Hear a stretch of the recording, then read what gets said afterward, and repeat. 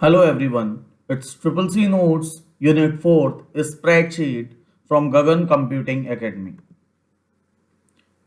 Welcome to Comprehensive Guide to Electronic Spreadsheet. This presentation will walk you through everything from basic concept to advanced functions. There are some learning objectives like masters the basic data manipulation and advanced feature. First of all, what is the meaning of electronic spreadsheet?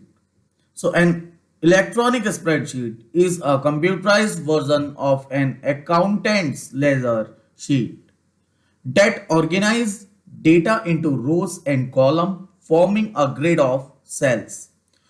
Automatically recalculate result when data changes, allow for complex data analysis and visualization, store large amount of information in a structured format, enable sorting, filtering, and manipulation of data.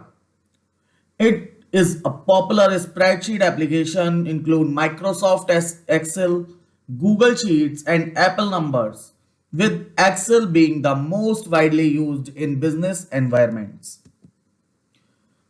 There are some elements of an electronic spreadsheet like workbook, cell, ribbon, toolbar, worksheet, formula bar, sheet tab, etc. Workbook. The entire spreadsheet file containing one or more worksheet. Second one, worksheet. Individual pages within a workbook represented as tabs. Third one, cell. The intersection of a row and column, the basic unit of data entry. The intersection of rows and columns are called a cell. Formula bar. Display the contents of the active cell and allows editing. Next one is ribbon or toolbar. Contains buttons and menus for various commands and functions. Sheet tabs. Navigate between different worksheets in the workbook. For opening a spreadsheet application, starting from Sketch, click on the Start menu for Windows or Application folder for Mac. Find and select the spreadsheet application example, Excel, Google Sheet, etc. Choose blank workbook or similar option from the Start screen. A new workbook will open with one or more blank worksheets.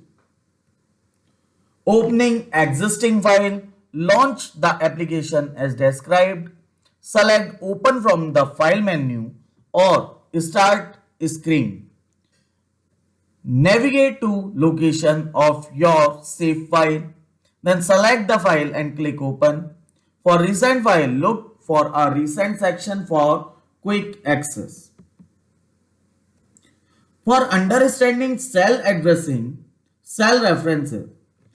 Every cell in a spreadsheet has a unique address formed by its column, letter, and row number.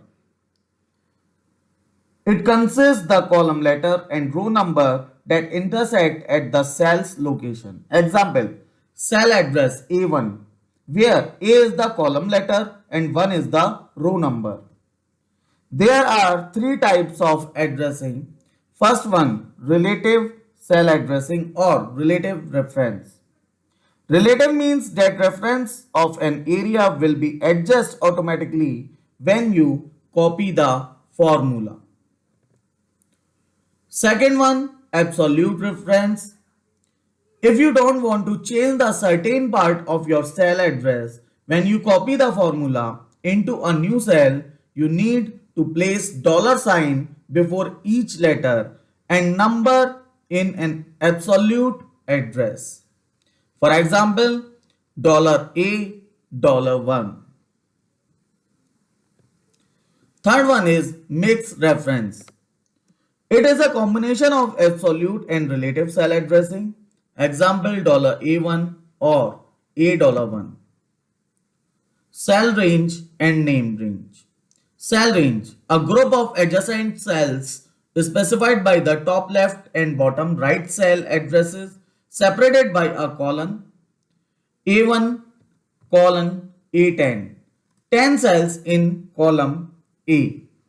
B3 column D8. A rectangular block of cell E5 colon H5. 4 cells in row 5. Name range.